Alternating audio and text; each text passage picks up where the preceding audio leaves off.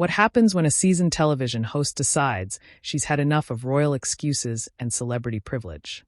You won't believe what unfolds when Sunny host comes face to face with Prince Harry in what was supposed to be a straightforward discussion about his latest charitable endeavors. The tension that erupted on last night's show has everyone talking, and the explosive confrontation that followed will leave you speechless. Before we get into this incredible story, make sure you hit that subscribe button and drop a comment below, because you're not going to believe what unfolds when these two powerhouses clash in the most heated exchange we've seen all year. The atmosphere in the studio was electric from the moment Prince Harry walked onto the set. Sunny host, known for her sharp wit and unwillingness to back down from tough conversations, had clearly done her homework. As the Duke of Sussex settled into his chair, adjusting his suit jacket with that familiar, nervous gesture viewers have come to recognize, there was an unmistakable tension crackling in the air. The production team had briefed everyone that this would focus on Harry's recent mental health advocacy and his work with veterans. But Sunny had other plans brewing beneath her professional smile.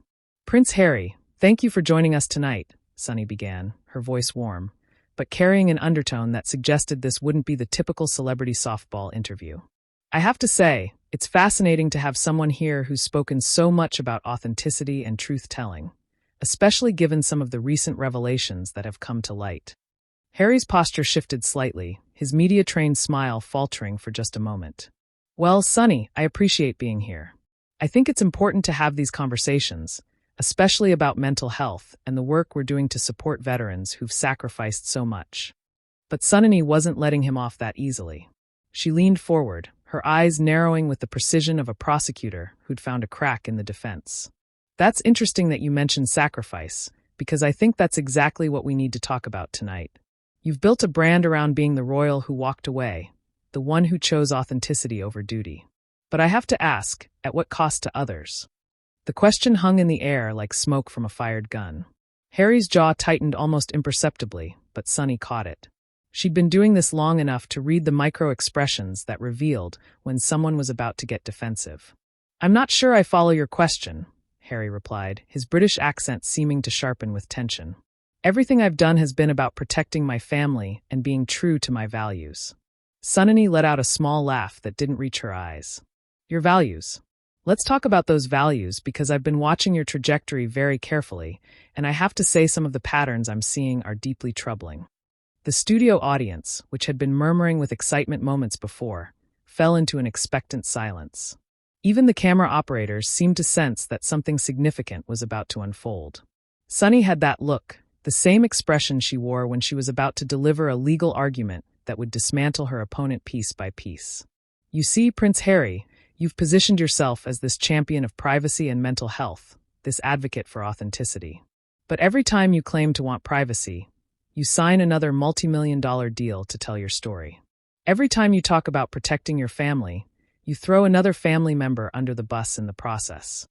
Harry's hands, which had been resting casually on the armrests of his chair, now gripped them tightly. "I think that's a very unfair characterization of what I've been trying to do. I've been trying to break cycles of pain and create a better future for my children." "Break cycles," Sunny's voice rose slightly, and there was no mistaking the skepticism dripping from every word. "Or perpetuate them in a different direction. Because from where I'm sitting, it looks like you've taken the same playbook that you claim to despise, using media manipulation, playing victim, and profiting from family drama, and just pointed it in a different direction." The prince's face flushed slightly, a telltale sign that Sunny's words were hitting their mark. "I think you're misunderstanding the situation entirely. I've been trying to heal, to grow, to become a better person and father." "At whose expense?" Sunny shot back without missing a beat. "Because every interview you give, every documentary you participate in, every book deal you sign seems to come at the expense of family members who can't defend themselves in the same public forum. And now you want to lecture the world about authenticity." The tension in the room was becoming palpable. Camera operators adjusted their positions to capture every nuance of the exchange, while the studio audience sat transfixed by the verbal sparring match unfolding before them. This was clearly not going according to anyone's script, least of all Harry's. "I've never claimed to be perfect," Harry said, his voice taking on a defensive edge that sharp-eared viewers would immediately recognize. "But I've been honest about my struggles and my journey." Sunny leaned back in her chair, a predatory smile playing at the corners of her mouth. Honest? That's the word you want to use? Because I've been doing my research, and there are some very interesting inconsistencies in the various versions of your story that you've told across different platforms and interviews. The prince's media training was clearly kicking in as he tried to maintain his composure, but cracks were beginning to show. I think context is important in any conversation about complex family dynamics and personal growth. Context, Sunny repeated, her tone making it clear she found the word insufficient. Let's talk about context then. The context of a man who grew up with unimaginable privilege, who was given every opportunity, every advantage, and who now makes millions by complaining about how hard his life has been. The studio fell into an almost uncomfortable silence as those words landed. Harry's face went through a series of micro-expressions, surprise, anger, calculation, as he processed what had just been said and formulated his response. But Sunny wasn't finished. And the most troubling part, she continued, her voice gaining momentum like a prosecuting attorney building toward her closing argument, is that you've wrapped this entire enterprise in the language of social justice and mental health advocacy, as if profiting from family trauma somehow becomes noble when you donate a portion of the proceeds to charity. Harry's carefully maintained composure was beginning to crack in earnest now. His voice, when he finally spoke, carried a new edge of irritation. I think you're deliberately mischaracterizing my motivations and the work that I'm doing. But Sunny was just getting started. And as she prepared to deliver her next verbal assault, it became clear that this confrontation was about to escalate far beyond what anyone in that studio could have anticipated. Let me ask you something directly, Prince Harry, Sunny said, her voice cutting through the tension like a blade. When you decided to write your memoir, when you chose to sit down for those tell-all interviews, did you ever stop to consider the collateral damage? Did you ever think about the people who couldn't fight back? Harry's eyes flashed with something dangerous. I think everyone has the right to tell their own story, Sunny. And I think it's pretty rich coming from someone who makes a living dissecting other people's lives on television. The audience drew in a collective breath. This was the moment when professional courtesy died and personal animosity took over. Sunny's smile turned razor-sharp. That's exactly the response I expected, she said, nodding as if Harry had just proven her point. Deflection. Attack the messenger when you can't defend the message. It's the same playbook every entitled celebrity uses when they're called out on their behavior. Entitled. Harry's voice rose for the first time, his carefully maintained composure finally beginning to crack. You want to talk about entitled? You sit here in your ivory tower, judging people you've never met, making assumptions about situations you know nothing about. Sunny leaned forward, sensing blood in the water. I know what I see, Prince Harry. I see a pattern of behavior that's deeply concerning. You claim to want privacy while simultaneously selling that privacy to the highest bidder. You talk about breaking cycles while perpetuating the exact same behaviors you claim to despise. You don't know what you're talking about, Harry shot back, his accent becoming more pronounced as his agitation grew. You have no idea what it's like to grow up in that environment, to have every aspect of your life scrutinized and controlled. And there it is, Sunny said, triumph evident in her voice. The victim card right on schedule. Because whenever you're confronted with the consequences of your choices, it's always someone else's fault, isn't it? It's the media's fault. It's your family's fault. It's the institution's fault. Never your fault. The studio was electric with tension now. Production assistants were frantically whispering into their headsets, unsure whether to intervene or let this combustible situation continue. The cameras continued rolling, capturing every micro-expression, every flash of anger, every moment of this rapidly deteriorating interview.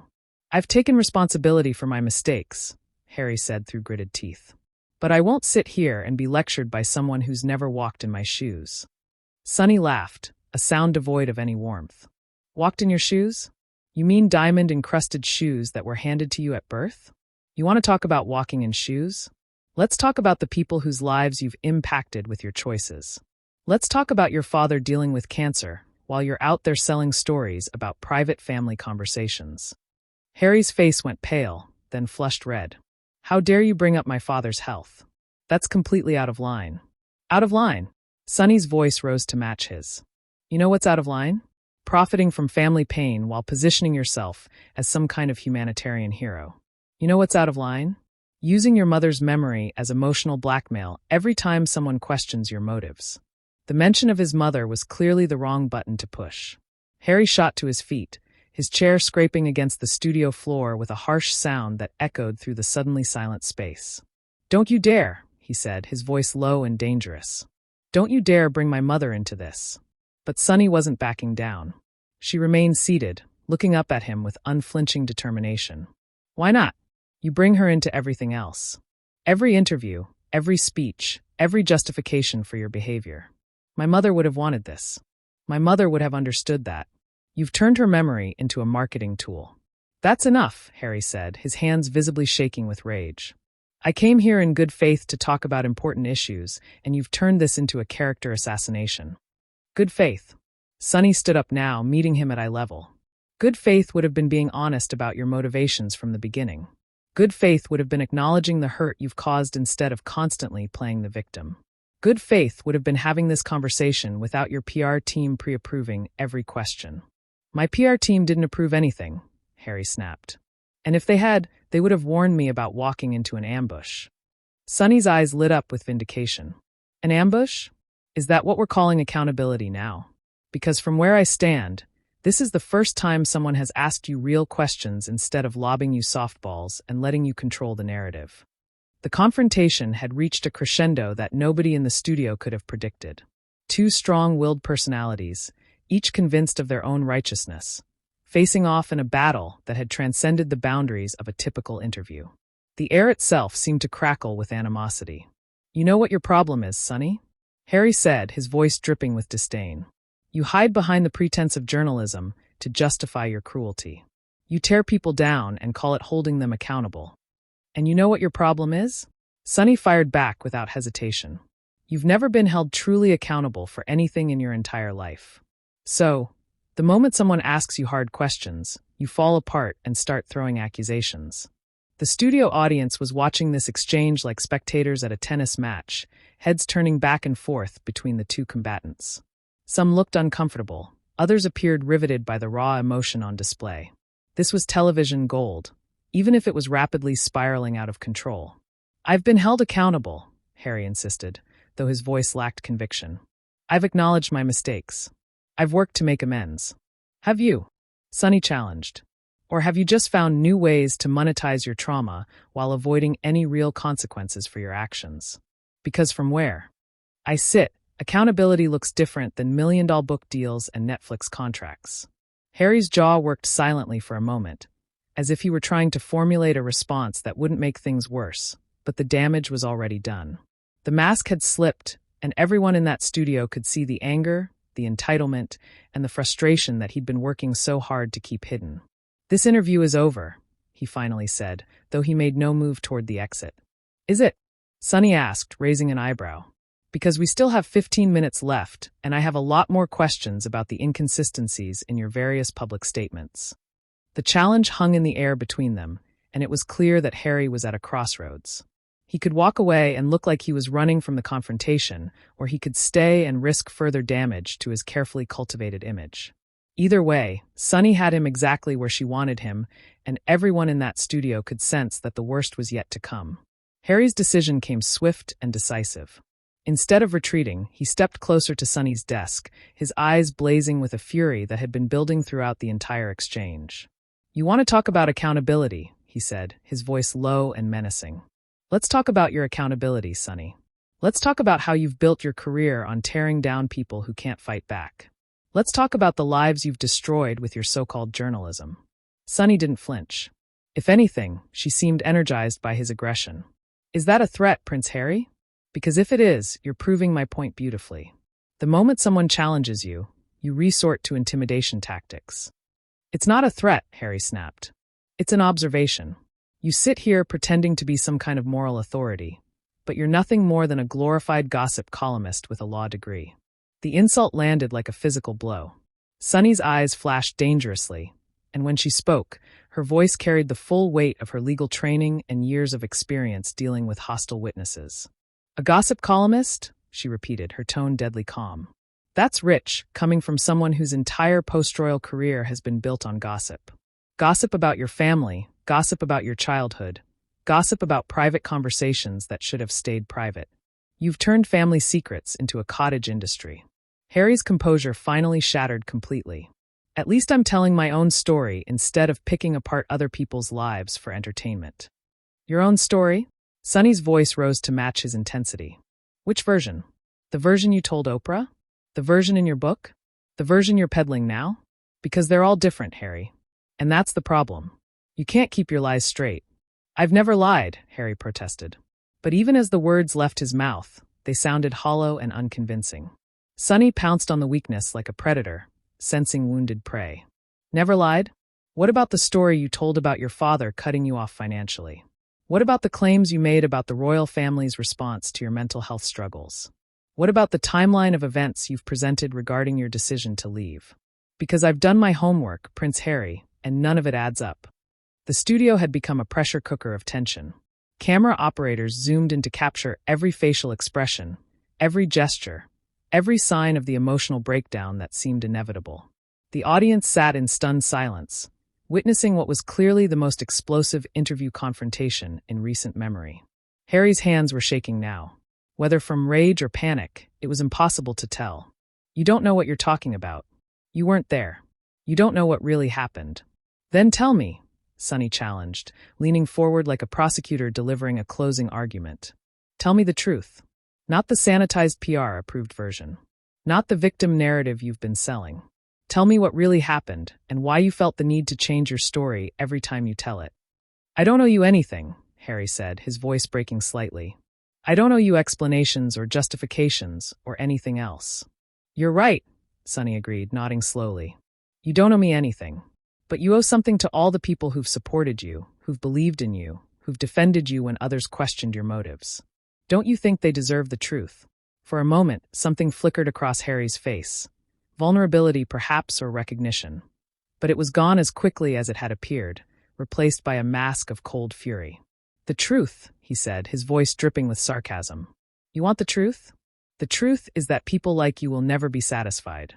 No matter what I do, no matter how much I try to make amends or move forward, there will always be someone like you waiting to tear me down for their own benefit.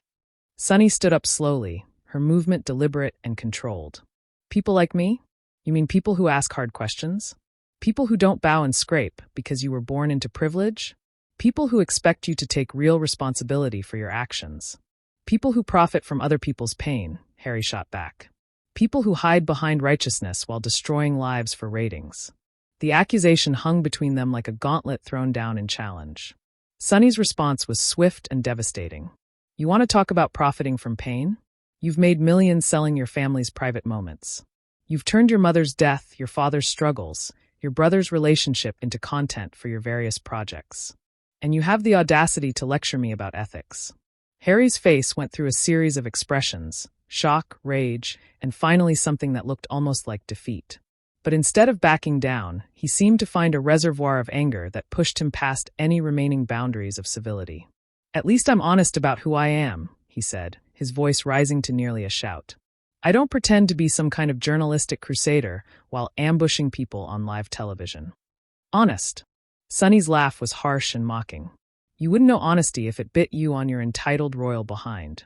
You've been lying to yourself and everyone else for so long that I don't think you even remember what the truth looks like anymore. That was the final straw. Harry's face contorted with rage, and he took a step towards Sonny's desk that made several security personnel visibly shift in their positions. How dare you, he said, his voice shaking with fury. How dare you sit there and question my integrity when you spent this entire interview trying to destroy me for ratings? I didn't have to try to destroy you, Sonny replied, her voice steady despite the intensity of the moment. You've done that perfectly well yourself. I just asked questions. If the answers make you look bad, that's not my fault. That's yours. Harry stared at her for a long moment, his chest rising and falling rapidly. The studio was so quiet that the hum of the cameras was audible. Everyone seemed to be holding their breath, waiting to see what would happen next. Finally, Harry straightened his jacket with sharp, angry movements. His voice, when he spoke, was cold and controlled, but everyone could hear the barely contained fury underneath. This has been the most unprofessional, biased, and frankly disgusting interview I've ever experienced, he said, his words clipped and precise. You should be ashamed of yourself, Sonny. This isn't journalism. It's a hatchet job.